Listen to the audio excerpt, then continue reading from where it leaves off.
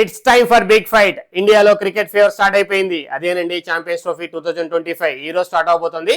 2020 world cup గెలిచి మంచి ఊపు మీద ఉన్న మన టీం ఛాంపియన్స్ ట్రోఫీ కూడా గెలవాలని 146 కోట్ల ఇండియన్స్ ఆశిస్తున్నారు.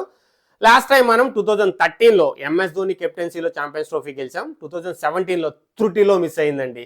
అది కూడా ఫైనల్లో, అది కూడా పాకిస్తాన్ చేతిలో ఊహించని ఓటమి. కానీ గతః ఇప్పుడు మన వాళ్ళు భీకరమైన ఫామ్లో ఉన్నారు.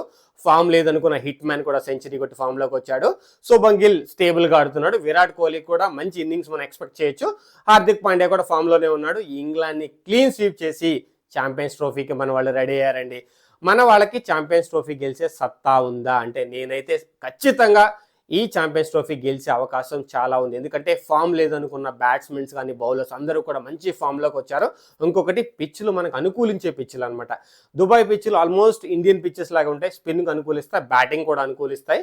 ఒక్కొక్కసారి ఎక్కువగా స్పిన్కి అనుకూలిస్తాయి అనమాట. ఆల్రెడీ మనం ప్రీవియస్ మ్యాచెస్ కానీ ప్రీవియస్ కొన్ని 2020 లీగ్స్ చూసినా కానీ దుబాయ్ పిచ్చెస్ బ్యాటింగ్కి అండ్ బౌలింగ్ కూడా అనుకూలిస్తాయి. మోస్ట్ ఆఫ్ ద టైమ్స్ స్పిన్కి బాగా అనుకూలిస్తాయి అనమాట.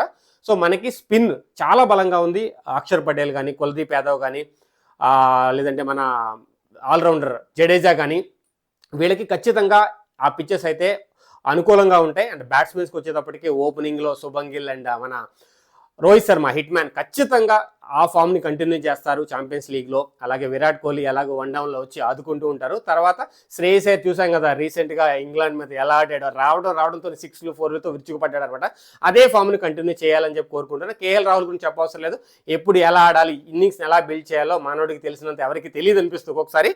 ఒక్కొక్కసారి సిల్లీ షాట్తో అవుట్ అవుతుంటాడు. బట్ అలాంటిది ఉండకూడదు. ఈ ఛాంపియన్స్ ట్రోఫీలో మనవాడి మంచి ఇన్నింగ్స్లు రావాలి. ఒకవేళ ఇతనికి అవకాశం వస్తుంది. ఎందుకంటే ఫస్ట్ ఫోర్ బ్యాట్స్మెన్స్ బాగా ఆడి ముందుకు తీసుకెళ్ళాలి. వీళ్ళ వరకు అవకాశం వచ్చిన లిమిటెడ్ అవకాశాలు రావాలని నేను కోరుకున్నాను. ఎందుకంటే టాప్ 4 బాగా ఆడితే పెద్ద స్కోర్లు వస్తాయి. సో దాన్ని డిపెండ్ చేయడం కూడా ఈజీ అయిపోతుంది. ఎందుకంటే ఈ మధ్య కాలంలో ప్రతి ఒక్కళ్ళు హిట్ అనేది 300-400 స్కోర్స్ కూడా చేయడానికి ట్రై చేస్తున్నారు కాబట్టి. సో వీళ్ళు ఎలా అయితే ఇన్నింగ్స్ని బిల్డ్ చేస్తారు, ఓపెనర్స్ కానీ one down and second down, తర్వాత టీమ్ మ్యాచ్ అనేది డిపెండ్ అయి ఉంటుంది.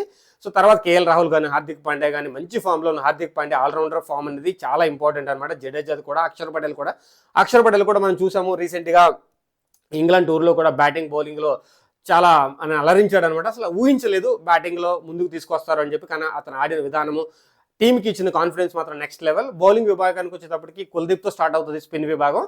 ఆల్రెడీ మనకి జడేజా, అక్షర్ పటేల్ ఉన్నారు. సో మహమ్మద్ షమి అయితే కన్ఫామ్గా ఉంటాడు టీంలో.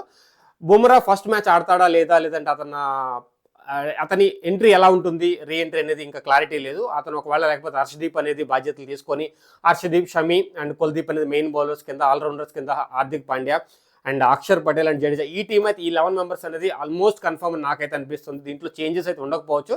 ఎందుకంటే హిట్ కాంబినేషన్ని వాళ్ళు చేంజ్ చేయకపోవచ్చు. రేపైతే మనకు బంగ్లాదేశ్తో మ్యాచ్ ఉంది. సో ఈ మ్యాచ్లో మనకు క్లారిటీ వస్తుంది.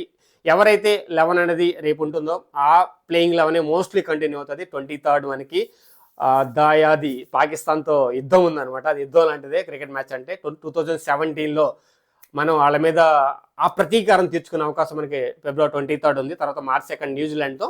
సో ఈ 3 మ్యాచ్ల్లో గెలిచి ఎవరైతే గ్రూప్ 1, గ్రూప్ 2లో ఎవరైతే ఈ 3 మ్యాచెస్లో ఎక్కువ గెలుస్తారో వాళ్ళు సెమీఫైనల్కి వెళ్తారు. సెమీఫైనల్ తర్వాత ఫైనల్. సో చూద్దాము మన వాళ్ళు ఎలా ఆడతారు, మన హిట్ మ్యాన్ టీంని ఎలా ముందుకు తీసుకెళ్తాడు అనేది. Let's see. రేపటి నుంచి మొదలవబోతుంది మన యుద్ధం. ఇది క్రికెట్ యుద్ధం అనమాట. ఆల్రెడీ క్రికెట్ ఫ్యాన్స్ ఎవరైతే అభిమానులు, ఇండియన్ అభిమానులు, ఏంటంటే క్రికెట్కి ఇండియాలో ఉన్నంత ఏంటంటే ఫ్యాన్ బేస్ కానీ ఫ్యాన్ ఫాలోయింగ్ కానీ ఎక్కడ ఉండదు. ఎక్కడికి వెళ్ళినా మన వాళ్ళు ఉంటారు అనమాట. ఏ కంట్రీకి వెళ్ళినా మన ఇండియన్స్ ఉంటారు. సో ఖచ్చితంగా ఇండియాకి దుబాయ్లో ఆడిన ఎక్కడ ఆడినా మన సపోర్ట్ అయితే ఎప్పుడు ఫుల్ ఉంటుంది. స్టేడియం అంతా బ్లూగానే ఉంటుంది ఏ టీం ఆడినా కానీ. సో చూద్దాము మన వాళ్ళు ఎలా ఆడతారో. సో నేనైతే ముందులే కంగ్రాట్స్ చెప్పేస్తున్నాను గెలిచారని చెప్పి. ఆల్ ద బెస్ట్ అనమాట. సో ఎవరైతే నా వీడియో చూస్తున్నారో ఆదరించండి. ఇంకా మున్ముందు ఈ cricket updates, champions trophy updates మీ ముందుకు వస్తాను. సో ప్రస్తుతానికైతే జై హింద్, Srini signing off. Video close చేసే ముందు ఒక రిక్వెస్ట్ అండి, నా వీడియో చూస్తున్నారు అలాగే సబ్స్క్రైబ్ చేసి సపోర్ట్ చేయండి. నన్ను ఇంప్రూవ్ చేసుకోవడానికి, ఛానల్ని బిల్డ్ చేసుకోవడానికి ఉపయోగపడుతుంది. So thank you for supporting మీ. జై హింద్, Srini signing off. Thank you.